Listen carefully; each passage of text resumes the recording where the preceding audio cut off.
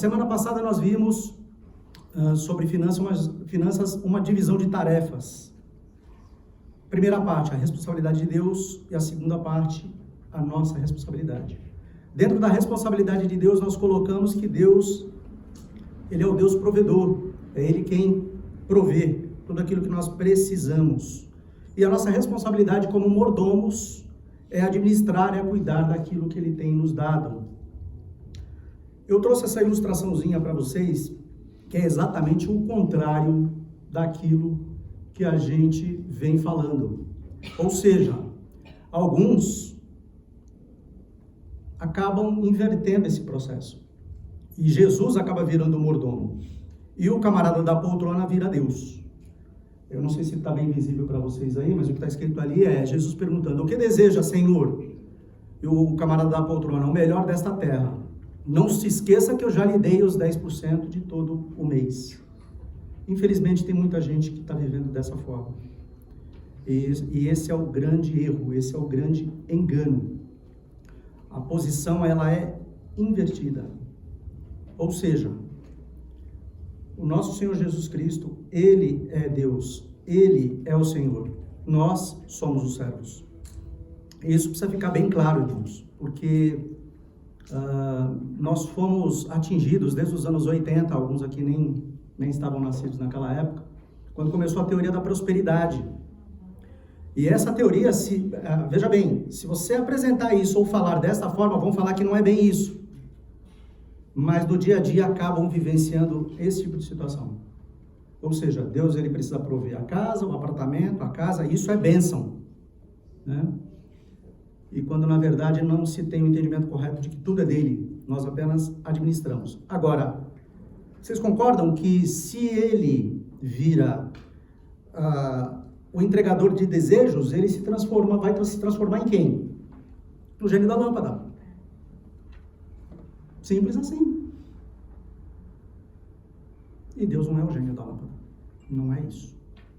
Esse é um entendimento totalmente furado, incorreto a respeito das Escrituras. Vamos continuar. A semana passada eu apresentei esse disco para vocês, nós vamos dar continuidade a ele. Só vou voltar um pouquinho na questão do trabalho, que eu acho que eu não poderia deixar de mencionar, sob hipótese alguma.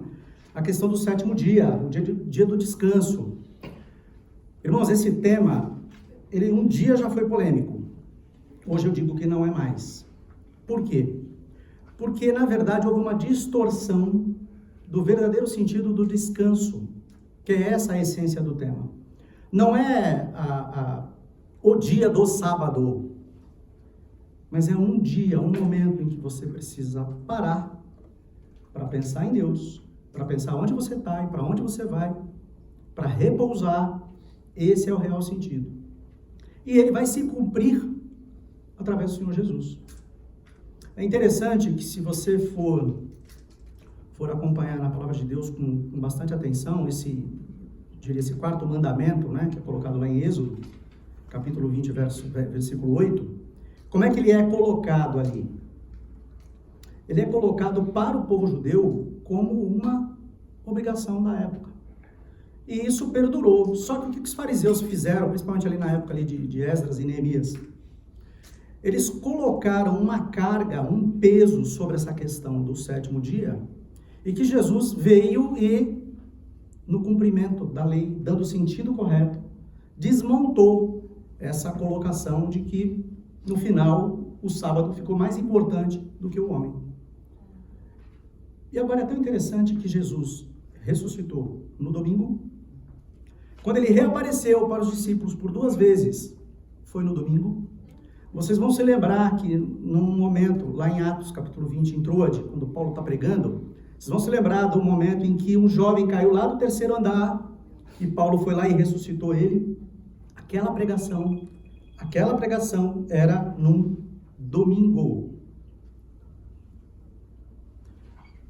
Vocês percebem que, como é que é isso aí? Transportou do sábado? O domingo continua sendo o dia do Senhor? Eu creio que sim. Mas não vai deixar de ser um dia para quê? Para você parar, pensar, descansar, refletir, ter contato com os irmãos, com Deus. Agora, qual é a grande falácia? é achar que se você não guardar algum dia da semana, você vai perder a salvação.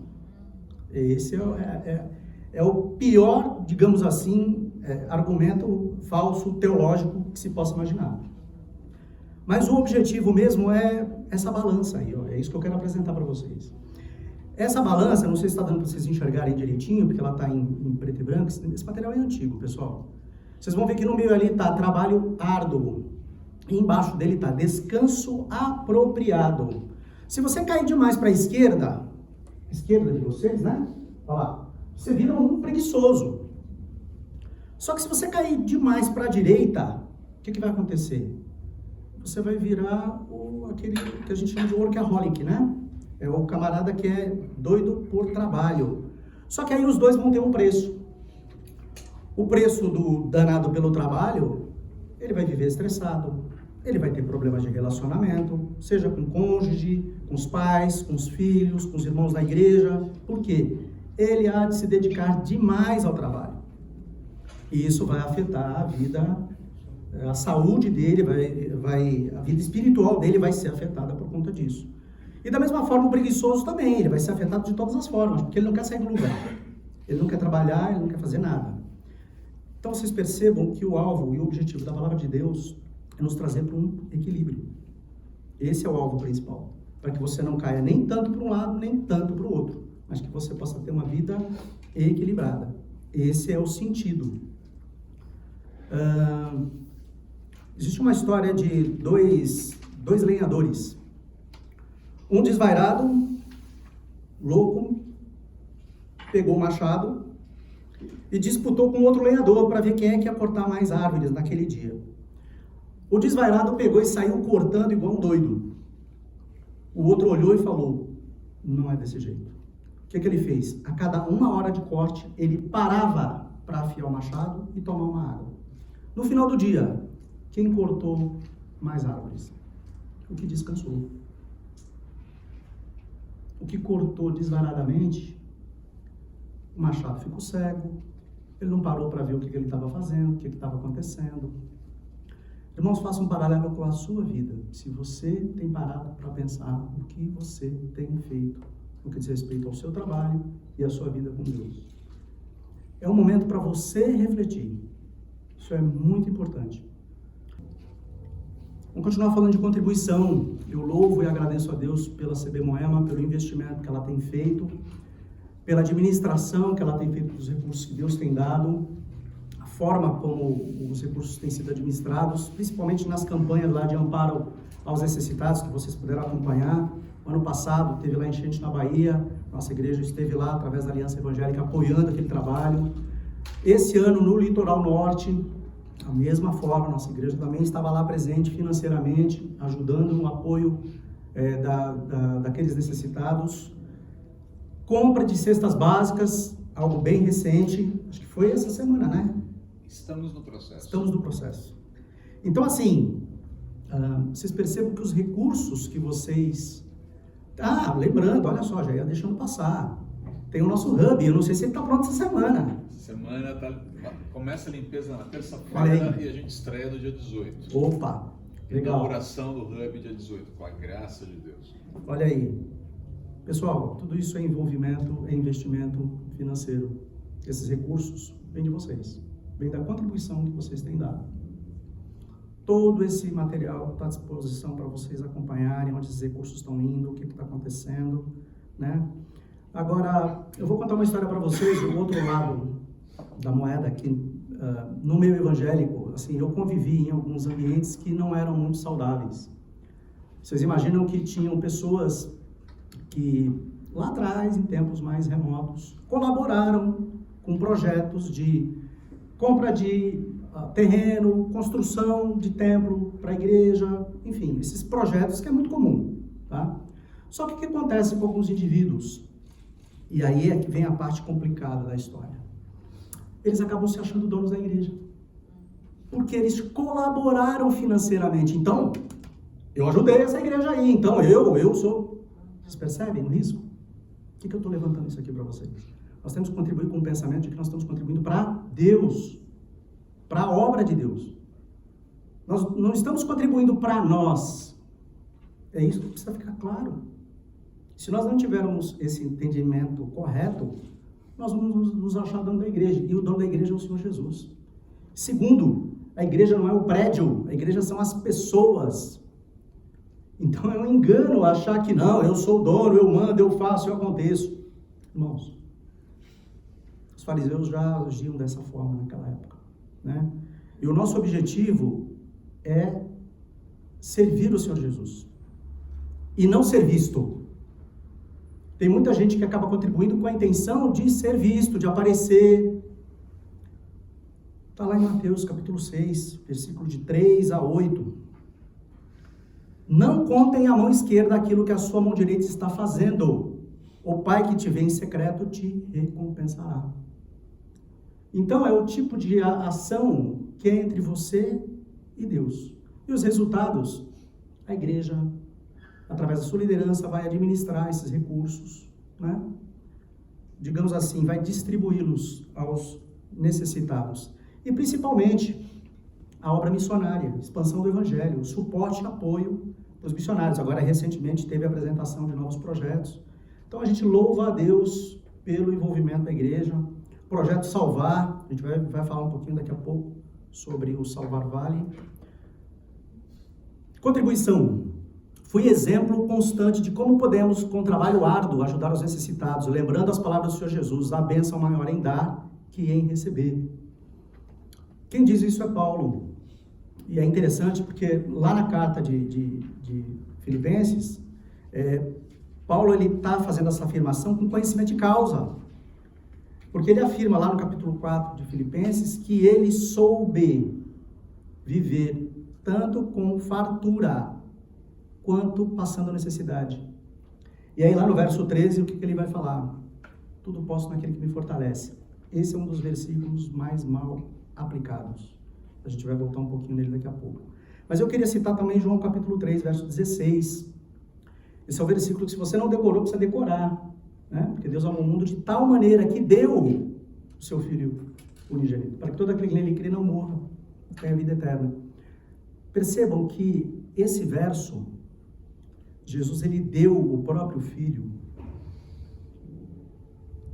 Então a nossa motivação precisa ser por amor, e isso vai ser repetido lá em 1 Coríntios, ainda que eu dê aos pobres tudo o que possuo e entregue o meu corpo para ser queimado, se não tiver amor, nada disso me valerá. Irmãos, esse é um dos motivos pelos quais nós não podemos contribuir com o objetivo de aliviar nossa consciência apenas. Deus, ele é especialista em sondar os corações, e ele sabe quando você, de fato, está contribuindo de coração, envolvido. E não porque, eu vou dar. E muitas igrejas, no final, de certo modo, as pessoas acabam se sentindo bem apenas dando. Mas e o envolvimento? Precisa ter envolvimento também com as ações da igreja. Não é simplesmente botar a mão no bolso. Esse é o alívio de consciência. Eu estou fazendo alguma coisa, estou dando. Tá, mas cadê a sua participação? Cadê seu envolvimento? Né? Isso é muito importante. É interessante que lá em Mateus capítulo 23, versículo 23, ai de vocês, mestres da lei, fariseus hipócritas, vocês dão o dízimo de hortelã, do endro e do cominho, mas têm negligenciado os preceitos mais importantes da lei, a justiça, a misericórdia e a fidelidade. Vocês devem praticar essas coisas sem omitir aquelas. Por que Jesus, veja bem, dar a oferta, ok, só que por que Jesus deu um chacoalhão neles? Motivação errada. Se tinha uma coisa que o fariseu, naquela época, era especialista, era pensar em si próprio. Infelizmente. Você me permite só fazer uma... Vamos lá, diga aí. Esse é um assunto que, para mim, tem pegado muito, que a gente observa isso, e não estou falando necessariamente de CBMOE, mas de atitudes no geral do cristianismo. A contribuição, ela pode se tornar uma justificativa para você não se envolver pessoalmente e emocionalmente. Eu mando a grana, eu não preciso me doar. Isso existe. Eu dou a grana. Então você terceiriza a responsabilidade social, você terceiriza a responsabilidade missionária, você terceiriza a responsabilidade comunitária porque você está dando a grana. Dê a grana. Aquilo que é necessário. Né? Lembrando que igreja não é negócio. Né? E ninguém aqui está fazendo nenhuma espécie de proselitismo prometendo que Deus vai devolver para você uma porcentagem absurdamente alta, mais do que qualquer espécie de rendimento bom aí. Nós vamos tocar nesse assunto aí. Isso aí é primordial. Perfeito. Mas entenda que o que mais é necessário é que o coração que doa, quando doa de fato com alegria, ele não doa só aquilo que está no bolso, ele doa aquilo que ele é. Então, o bolso doa com uma expressão daquilo que está no coração. Isso significa que a pessoa se doa também. Então, cuidado, não faça da sua contribuição uma justificativa para não se envolver. Isso é muito sério. É o que eu estou chamando de alívio de consciência, né? Você bota a mão no bolso, acha que a questão toda se resolveu, né? Eu queria lembrar vocês aqui da viúva pobre que eu citei semana passada, né? Senhor, tudo que tenho eu te dou. Ela deu apenas 2 moedinhas. Só que Jesus, ele salienta que os ricos, quando contribuíram ali, o que eles fizeram? Davam o que estava sobrando. Ela, no entanto, deu tudo o que tinha. Porque para Deus, o importante não é a questão do valor e a quantidade. É a questão do seu coração. O quanto você está se sentindo bem em dar, em doar. Ajuntem tesouros do céu, onde traças e ferrugem não destroem, onde ladrões não arrombam nem furtam. Mateus capítulo 6, versículo 20. Onde seu tesouro estiver, ali também estará seu coração. 21. Irmãos, esse é o investimento correto. Cada ação de contribuição levanta recursos para que a igreja se torne ativa na sociedade. Queria só lembrar vocês que as políticas públicas não chegam em muitos lugares, mas a igreja está lá. Isso já foi até comentado pelo próprio governo, que de fato a igreja chega onde políticas públicas não chegam. Sabe, porque aquela população não dá voto e eles consideram, de certo modo, como um fundo perdido. Então, muitos não querem investir em lugares remotos. E ainda questionam, o que essas pessoas foram fazer lá? Elas não estão lá por opção. Muitas delas não estão lá por opção, né? Queria citar com vocês Colossenses capítulo 3, de Paulo. Mantenham o pensamento nas coisas do alto e não nas coisas terrenas. Pois vocês morreram e agora a sua vida está escondida com Cristo em Deus. Esse verso, eu vou contar até 3 e vocês vão ler junto comigo. Tem tudo a ver com o que o pastor André acabou de comentar agora. 1, 2, 3. Dar não é a maneira de Deus arrecadar recursos financeiros. É a maneira de Deus arrecadar pessoas à semelhança do seu filho. A questão não é o dinheiro. A questão é nos tornarmos parecidos com Jesus. Gente, vocês podem ler quantas vezes vocês quiserem os evangelhos. Vocês vão perceber Jesus extremamente doador. Fica mais marcante no evangelho de Marcos. Ele não para um segundo. É o tempo todo servindo as pessoas. Quando nós contribuímos, quando nós doamos, nós estamos nos parecendo com o Senhor Jesus. Ele era extremamente altruísta. E altruísmo tem a ver com ser solidário, com ajudar as pessoas, com não pensar apenas em si mesmo, mas olhar em volta. Nós, como cristãos, precisamos ser assim. Também para testemunho aos não cristãos aí fora, né? Veja bem, essa questão da contribuição, irmãos, tem muito ímpio, incrédulo, que doa. Não estou falando que não tem. O grande problema deles é a motivação que está errada. Porque muitos acreditam, inclusive, de que por darem muito, ganharão o céu. E aí se transforma no mérito do indivíduo, e não mais no sacrifício de Jesus. Então, o sacrifício de Jesus é que nos salva. Mas porque sou salvo, contribuo. Eu não contribuo para obter a salvação. Isso precisa ficar bem claro aqui. Queria lembrar vocês de 3 passagens. Se você já leu o Novo Testamento algumas vezes, você vai se lembrar. São detalhezinhos que às vezes a gente deixa passar, mas está lá. A entrada triunfal de Jesus em Jerusalém. Um pouquinho antes, o que ele fala para os discípulos? Vão atrás de um jumentinho. e um jumento que não foi usado ainda. Então precisava ser uma cria. O que eles fazem? Vão atrás. Aí se perguntarem, diga que é para o Senhor. Ele pegou emprestado. E está escrito lá que depois foi devolvido. Veio a jumenta e a cria. Foi aquele jumentinho que Jesus entrou em Jerusalém. E você vai lá em Zacarias capítulo 9, verso 9. A gente não vai abrir porque não dá tempo. Está exatamente escrito isso lá. Um posicionamento de humildade, enquanto que os judeus esperavam o Messias num cavalo branco, guerreiro, batalhador, com uma espada na mão, entra Jesus em cima de um jumento. Não é interessante isso? Eu posso falar uma coisa? Cara? Diga. Eu me lembrei, gente, tem umas coisas absurdas que a gente ouve, né? Um pastor de uma determinada linhagem aí, que eu não vou discutir agora, falando sobre esse texto, falando sobre a entrada triunfal. Vocês têm que entender que o jumento naquela época era uma Ferrari. Faltou ler Zacarias capítulo 9, verso 9, né? Já estava predito. Para justificar o quê? Prosperidade, né? Altivez, soberba, essa coisa de que os filhos de Deus têm que andar no topo da pirâmide. É mais ou menos essa a teologia absurda, fofa, né? Que a gente tem. Absurda, né? Segundo momento, vocês vão celebrar naquele momento da ceia. Não tinha um lugar para celebrar, gente. Aí Jesus chega para os discípulos e fala: olha, vocês vão encontrar um camarada com uma vasilha. Ele vai encontrar vocês. Sigam. Eles seguiram. Toda a cidade é um labirinto, né, gente? Eles seguiram o camarada, chegaram numa casa, foram lá procurar o dono.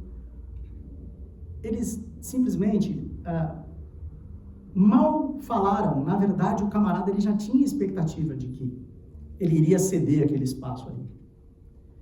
E aquele espaço foi cedido, uma sala no segundo andar, uma sala de jantar, né, onde foi celebrada a ceia. Diga. Coisas de Deus mesmo, né? Quem carregava as vasilhas de água naquele tempo eram as mulheres. Olha só. Então Deus usou uma exceção para deixar claro para os discípulos quem que eles tinham que seguir, que já estava tudo preparado. Estava tudo preparado. Então, assim, gente, é cômico, mas assim, é interessante. José de Arimateia era um homem rico, ele pediu o corpo de Jesus. Ele havia adquirido um sepulcro, né? Mas o interessante é que Jesus devolveu o sepulcro, porque ele ressuscitou. José de Arimateia deu e recebeu de volta. Também era emprestado. Tudo bem que a porta ficou quebrada. Não. Tudo bem. O que Jesus está querendo falar com a gente, hein? O que ele está dizendo com isso? Vocês percebem o desapego, o tamanho do desapego? E que dinheiro para ele não é problema. O problema são as pessoas, não é o dinheiro. É o coração do homem que é o problema, não é o dinheiro. Vocês percebem alguma combinância nesses 3 atos que eu citei aqui? Não teve. Simplesmente era para servir o Senhor e ponto. Não tem nem discussão. Tudo o que ele precisou foi providenciado. E tudo foi tomado emprestado. E ele devolveu. Não é interessante? Veja bem, eu não estou falando aqui para a gente seguir esse estilo de vida. Estou falando do Senhor Jesus e do ministério dele. Tá certo? Mas ele também não está dizendo para nós nos tornarmos pessoas desapegadas? Não é isso que ele está transmitindo para nós de alguma forma? Parem para pensar, né? Se você for lá em 1 Pedro, capítulo 2, versículo 11, vocês vão verificar, e é interessante, que Pedro ele afirma que nós somos como que peregrinos, passageiros por este mundo. E é esse sentido que Jesus está querendo dar. Porque quanto mais parece que a gente se apega às coisas do mundo, mais ruins o nosso coração fica e mais distante de Deus nós ficamos. E quando nós temos os recursos e pensamos nas pessoas, tudo muda. 2 Coríntios capítulo 9. Lembrem-se, quem lança apenas algumas sementes obtém uma colheita pequena, mas quem semeia com fartura obtém uma colheita farta. Cada um deve decidir em seu coração quanto dar. Não contribuam com relutância ou por obrigação, pois Deus ama quem dá com alegria. Deus é capaz de lhes conceder todo tipo de bênçãos, para que em todo tempo vocês tenham tudo o que precisam. E muito mais ainda, para repartir com outros. como dizem as Escrituras. Compartilha generosamente com os necessitados. Seus atos de justiça serão lembrados para sempre. Irmãos, se dermos com a motivação correta, Deus poderá nos retribuir? Sim. Mas aí foi o que o pastor André acabou de falar agora.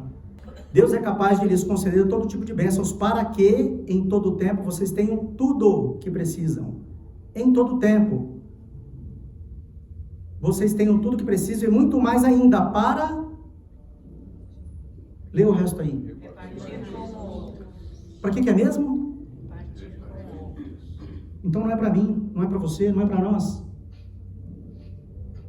Não é interessante? Ou seja, a visão não é acumular. A visão é doar, é dar.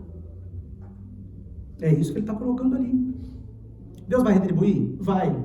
Mas com o intuito de que você continue ajudando os outros. Agora, não é interessante que essa atitude de contribuir, olha ali o que está dizendo no final. Olha só. Seus atos de justiça serão lembrados para sempre.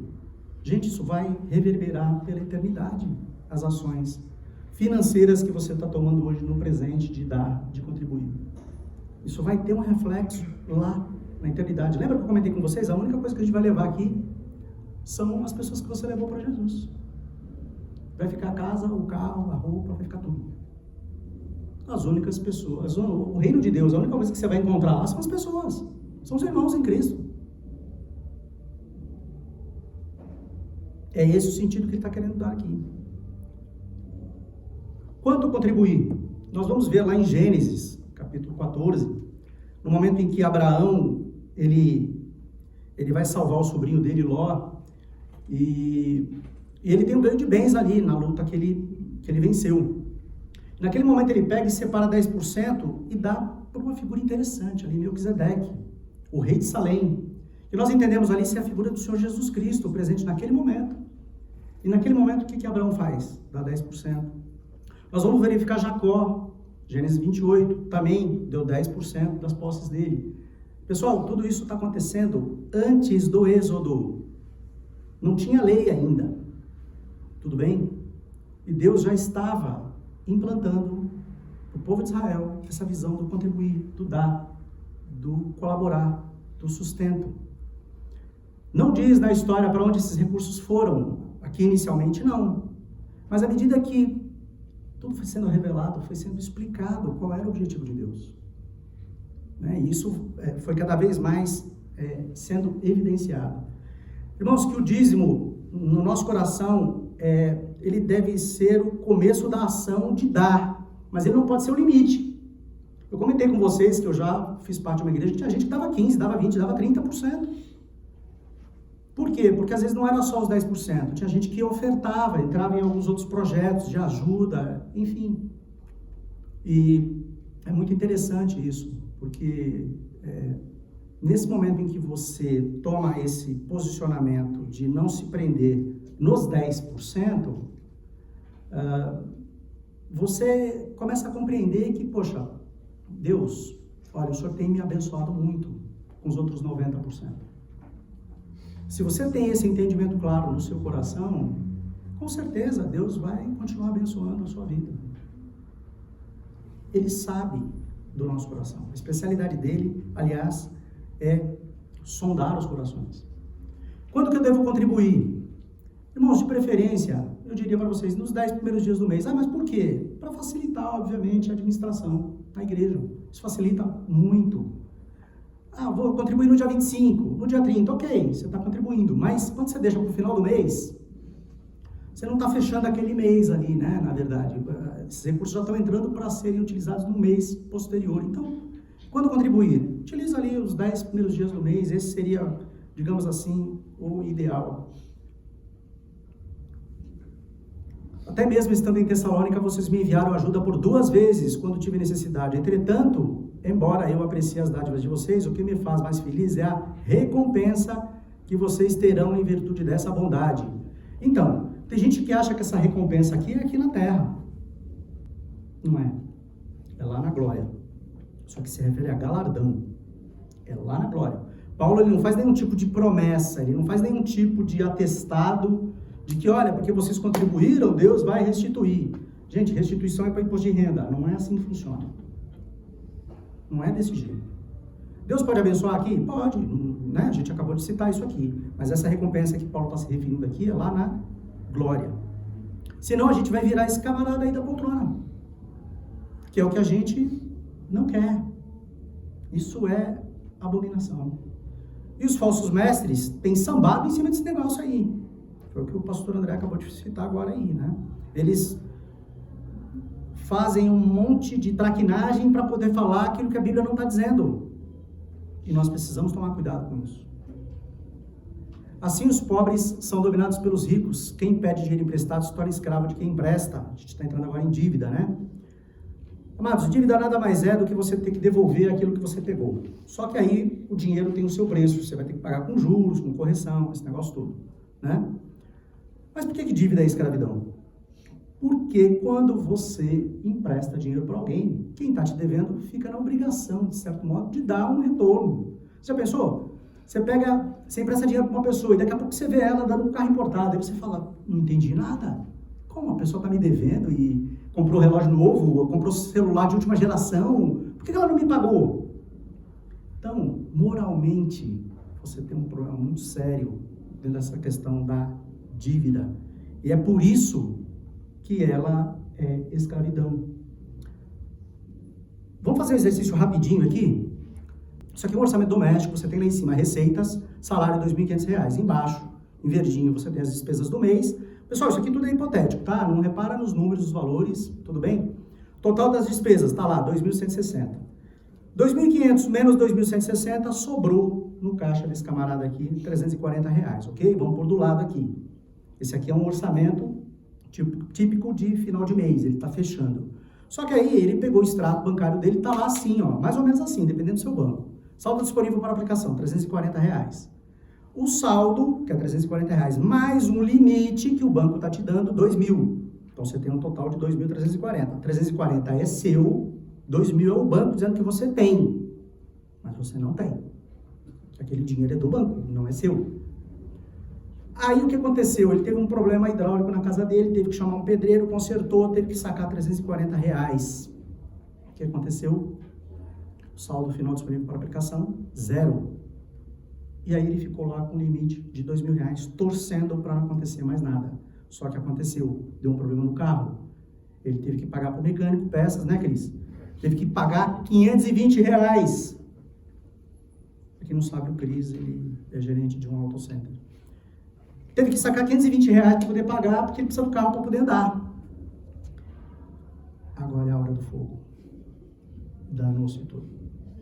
Agora ele está devendo. Olha lá como é que ficou. O saldo disponível menos 520. Gente, o vermelho, na verdade, não existe. O zero é o zero. Se você botar a mão no seu bolso aí, não tem nada. É assim que você está. Não é? Isso aqui é invenção humana. Só que no nosso país, no Brasil, o dinheiro custa muito caro. Em outros países nem tanto, mas aqui é caro demais. Vocês estão vendo aquelas letrinhas ali embaixo? Eu não consigo ver. Vocês estão vendo? Apesar de estar projetada? Então, ela é isso aqui, ó. Opa, peraí, tem uma arte aqui. É mais ou menos o mesmo tamanho que aparece nos extratos bancários. Isso, mas ela está dizendo isso aqui para você, ó. Bom, os R$340 dele foi pro beleléu. Aquelas letrinhas lá é isso aí, ó, que você não consegue ler. Juros mensais de 8%, mais encargos financeiros, mais IOF, mais blá blá blá. Esse blá blá blá é alguma coisa mais que eles colocam para cobrar. É assim mesmo, gente, não estou brincando não. Não é brincadeira não. Bom, o orçamento dele no mês seguinte ficou desse jeito aí, ó. Conta corrente descoberta, R$520, que ele vai ter que cobrir, né? Juros bancários, 131. Total, 2.811. Pronto, passou do que ele ganha todo mês. Ele já vai entrar o mês seguinte devendo quanto? R$311,30. Ok. O que eu quero chamar a atenção de vocês? Esse lado aí que eu estou apresentando é exatamente o que vocês acabaram de ver, tá? É o extrato do camarada sendo posicionado ali. Esse é o extrato que você está olhando. Agora eu vou mostrar para vocês como o banqueiro está vendo a sua conta. Esse lado aí é o seu, é o que você pegou no papel, ou no computador. Olha lá o que o banqueiro está vendo lá dentro da caixa preta do banco. Olhar do banco para sua conta. O banco deve para você 340. Quando você estava positivo em 340, o banco deve para você 340. Ele é que está devendo para você. Só que olha só, você não sacou 340? Então, nesse momento ficou 0 a 0. Nem o banco te deve, nem você deve nada. Tudo bem? Só que olha que interessante, você sacou 520. O que aconteceu no banco? Você ficou positivo para o banco em 520 reais. É a hora dele ganhar os 8%. Vocês entenderam? O banqueiro vê você dessa forma. E aí você paga os 10% para o banqueiro. É, exatamente, é por aí.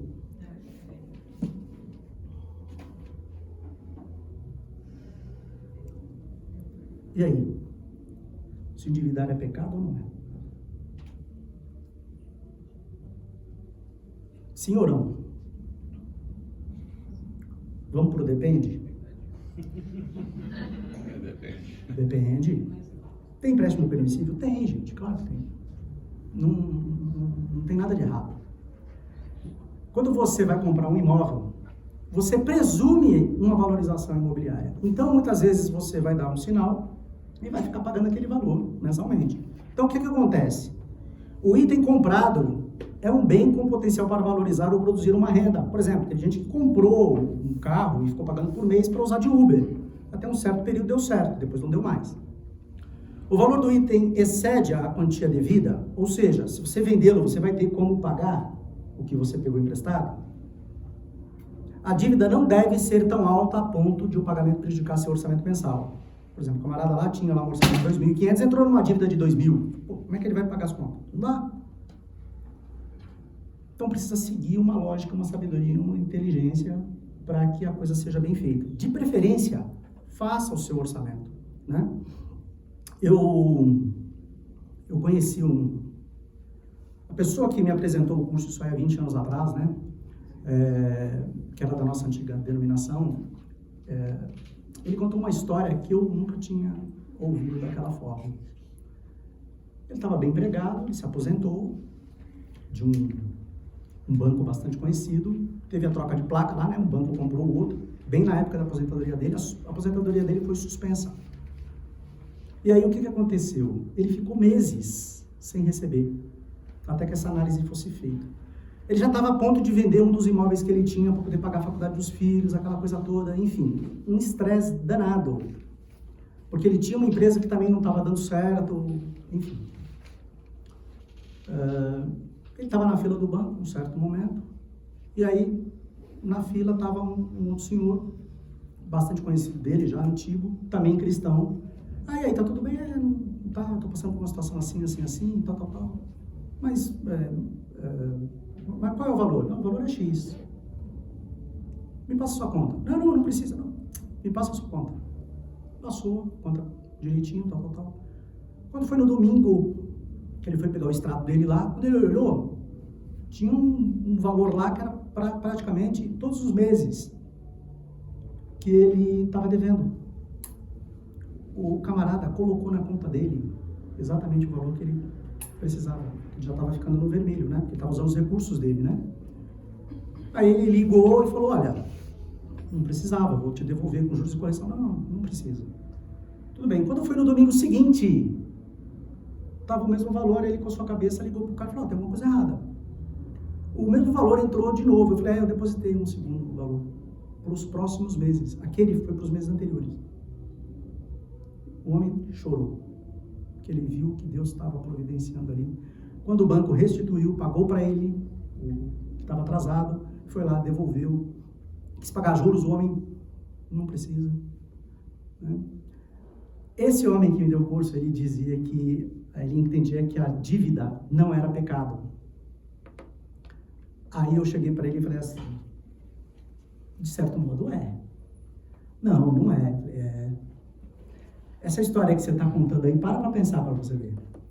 Se esse camarada que te abençoou tivesse em dívida, ele teria te emprestado dinheiro? Eu não parei para pensar, ele não teria emprestado não. Falei, então quer dizer que a dívida limita a ação e o poder de Deus, né? Olha que coisa.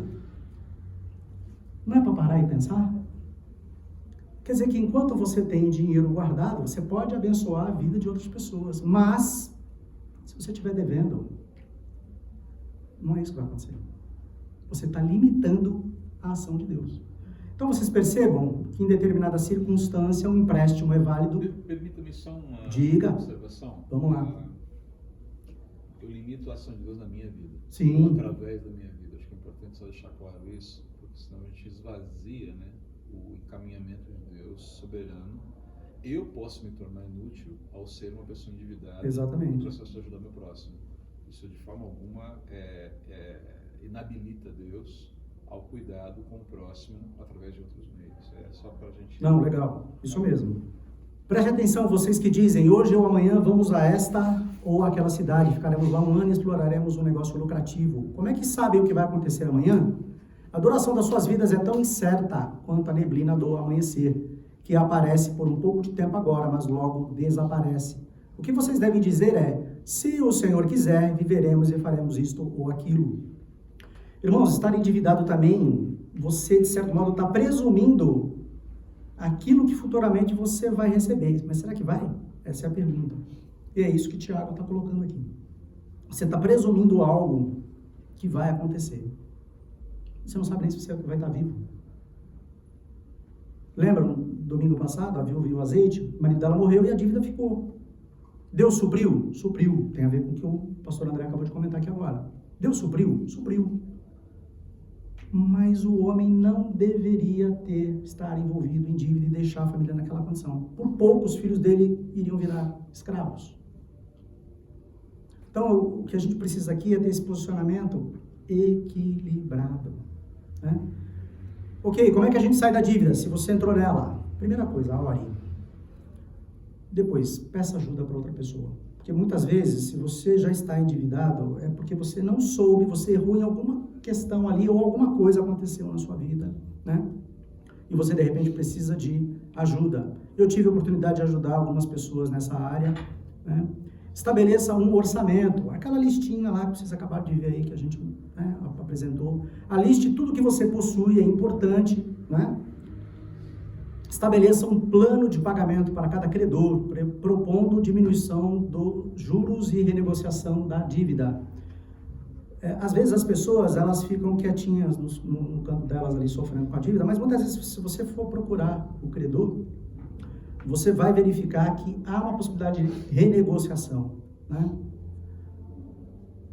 Venda o que não estiver usando. Lembra, você fez uma lista das coisas que você tem. Olha, esses itens aqui eu não estou usando. Tem Mercado Livre aí, OLX, vai lá, enfim, bota para vender, né? Com bastante cautela e cuidado, né? Mas vende aquilo que você realmente não está usando. Não faça nenhuma dívida nova. Considere uma mudança radical no seu estilo de vida. Um cafezinho expresso, um pão de queijo. Vou chutar aqui uns R$10. Isso todo dia dá R$300. De repente você tem que parar com um cafezinho expresso, pão de queijo todo dia. Você vai guardar um bom dinheiro no final do mês. Volta ali pro cafezinho de bule, né? Um pãozinho com manteiga. Nós temos o luxo aqui de ter o pão de queijo da Betânia, né? Considere obter uma renda adicional, ou seja, tem mini jobs aí, trabalhos que você pode desenvolver, né, mesmo em casa, né, para poder ter uma renda adicional aí, né? Nós vamos entrar agora no próximo passo, e o tempo me oprime, contente-se com o que você tem. A gente vai entrar daqui a pouco no contentamento. Mas antes, se você não está conseguindo pagar o seu cartão de crédito, você precisa fazer uma cirurgia plástica. Qualquer tesoura faz isso. Corta o bicho, corta o danado. No curso que eu dou, já teve gente presencialmente cortando o cartão de crédito, metendo a tesoura no danado. A pessoa passa a pagar à vista e aí, quando você enfia a mão no bolso, quando você não tem, né? Não vai ficar... Veja bem, cartão de crédito não tem nada de errado, tá, gente? Desde que você pague ele em dia. Agora, você não pode pagar o mínimo e ficar sem pagar. Aí você vai para aqueles juros lá que eu apresentei, que aliás é outro, né? De cartão é 13%, 14% aqui no Brasil, né? Ao mês. E mais outros, né? IOF, enfim, você vai pagar outras coisas aí. Vamos para contentamento. Nós precisamos ser sábios ao gastar o nosso dinheiro. Conserve-se livres do amor ao dinheiro e contente-se com o que você tem, porque Deus mesmo disse, nunca o deixarei, nunca o abandonarei. Irmãos, o contentamento bíblico é uma paz interior, é uma sensação que você tem de que, olha, eu posso tocar minha vida com isso daqui, sem problema algum, né? Agora, qual é o grande problema? E é aí que está o X da questão, né? Eu vou passar um vídeo agora de 2 minutos rapidinho, quando o camarada ele tem aquele problema de querer, por exemplo, enriquecer instantaneamente. Eu estou falando mesmo de jogos, de apostas e tal. Ah, mas Deus proíbe isso? Sim. Lá em Provérbios está escrito o seguinte, capítulo 13, verso 11. O dinheiro que vem facilmente vai-se embora depressa, mas o dinheiro ganho com o suor do rosto acaba rendendo juros.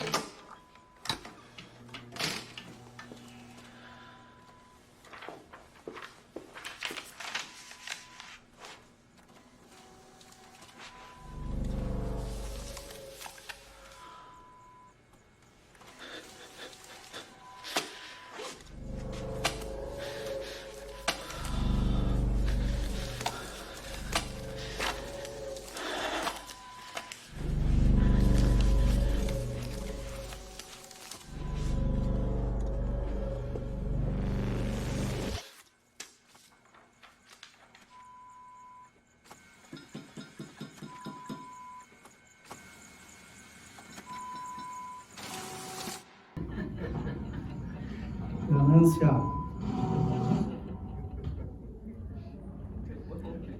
Amados, o que é contentamento? Saber, cumprir, confiar. Saber o quê? Que Deus tem nos dado para administrar suas posses. Nós precisamos entender como é que isso tudo funciona. Precisamos cumprir, nos envolvendo, tendo propósito, não só dando, mas agindo. Nós precisamos confiar que Deus ele vai prover da maneira certa e da forma correta. O quanto Ele entende que é o ideal para nós. Não somos nós que vamos correr atrás do que é o principal para nós. Ah, não, mas se eu não correr atrás... Então, contentamento não pode ser uma desculpa para a acomodação. Ah, não, tá tudo bem, tá tudo bom. Percebam, a gente precisa ter um equilíbrio aí. Porque também se você ficar sempre, não, tá tudo bem, tá tudo jóia, você vai ficar igual pro resto da sua vida. Você não vai melhorar de situação. Então você tem o pós e contra, tudo bem? A gente precisa ter esse equilíbrio aí. Só que por outro lado, se você vive o tempo todo ano, querendo trocar todos os móveis, querendo trocar de carro, querendo trocar, troca, você nunca está contente. E haja dinheiro. Muitos de nós somos motivados por aquilo que nós vemos. Ah, fulano tem, eu vou ter também. Ah, fulano tem aquilo, eu vou ter também. E muitas vezes não tem nem propósito. Esse relógio que vocês estão vendo aqui é um relógio muito bom para corrida. Só que se for só para ver as horas, ele é caro demais. Não vale a pena ter. Um relógio de R$20 resolve o problema. Peraí, mas aí nós temos um probleminha com um relógio de R$20. nós vamos alimentar o lixo, porque ele não vai durar 3 meses. Você vai só acumular lixo. Vocês percebam? Nem pode ser aquele, né, a réplica lá, aquele último modelo lá. Também não pode ser o top mais, a não ser que você vai usar os recursos que ele tem. Ok. Aí legal. Então vocês percebam que não dá, não pode isso, não pode aquilo. Não é isso que eu estou dizendo. Né? Mas você precisa aplicar aquilo que você está comprando, aquilo precisa ter utilidade para você. Senão, né? O celular tem 1 milhão. Na casa do João, a gente foi eliminando lá, né, João, os itens históricos lá. O João tem um museu lá na casa dele. E aí é impressionante como o celular eliminou uma série de itens, de recursos de multimídia. Eliminou. Só que também o celular encareceu demais, né? O celular de última geração está extremamente caro. Então, se você não vai usar todos os recursos, não tem por que ter um negócio de última geração. É uma coisa para pensar, né? Essa daí é uma região amazônica. Vocês vão verificar que se você vai em regiões como essa, você começa a perceber que você precisa de muito pouco para viver. E que nós, na cidade, acabamos, por conta do marketing, alimentando e comprando coisas desnecessárias. Muitas delas. Essa casinha aí fica lá em Apiaí. Alguns vão ter oportunidade de ir lá, né, no projeto Salvar Vale. Essa casinha fica lá. Puxa, mora alguém nesse barraco? Esse barraco é uma junção de vários pedaços de coisas que o camarada recolheu para poder fazer a casinha dele. O pessoal mora ali dentro. Sei o que é passar necessidade e sei o que é ter fartura. Aprendi o segredo de viver contente em toda e qualquer situação. Seja bem alimentado, seja com fome, tendo muito ou passando necessidade. Tudo posso naquele que me fortalece. Vocês percebam aqui que esse versículo, tudo posso naquele que me fortalece, não é o versículo para você se tornar super-homem ou a Mulher Maravilha. Fazer tudo. Não é isso. No contexto, Paulo está dizendo, olha, eu passei por várias situações, boas e ruins, e Deus me deu forças para superá-las. Deus me deu forças para que eu pudesse ter contentamento. Ele não está dizendo aqui que ele vai deixar você, né, eu posso enfrentar qualquer coisa, não é isso. Não é isso que Paulo está dizendo aqui. Apesar disso, vocês fizeram bem em participar de minhas tribulações. Paulo falando para o povo lá de Filipenses, né? No entanto, a devoção acompanhada de contentamento é em si mesma grande riqueza. Afinal, não trouxemos nada conosco quando viemos ao mundo e nada levaremos quando deixarmos. Portanto, se temos alimento e roupa, estejamos contentes. Isso é Paulo falando para Timóteo, né? Olha, Timóteo, cuidado com a riqueza, né? Cuidado com... Sempre alertando Timóteo, por quê? Gente, nós estamos falando de coisa de mais de 2000 anos atrás. Isso já batia na porta deles lá atrás, né? Ok? Vamos para a honestidade, que o tempo está passando. Com isso, os outros ministros e governadores ficaram cheios de inveja, começaram a procurar alguma coisa do que acusar Daniel, um roubo ou desonestidade, mas não acharam nada. Daniel era muito fiel e honesto no seu trabalho, não puderam achar nele falta alguma, pois ele era fiel e ninguém podia acusá-lo diante do rei.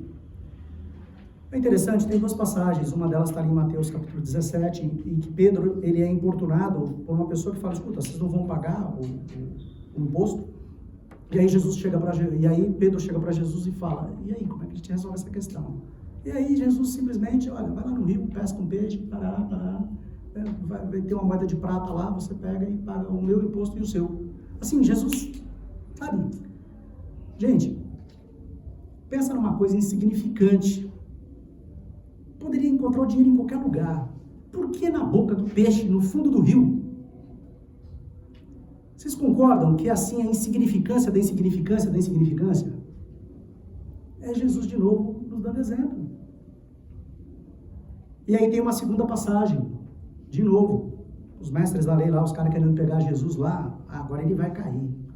E aí, Senhor, vejo que é honesto, é certo dar o imposto a César. E aí Jesus perde a moeda. O que tem aqui? De quem é essa imagem aqui? Ah, é de César. Então, dá a César o que é de César e a Deus o que é de Deus. E ainda chamou os caras de hipócritas.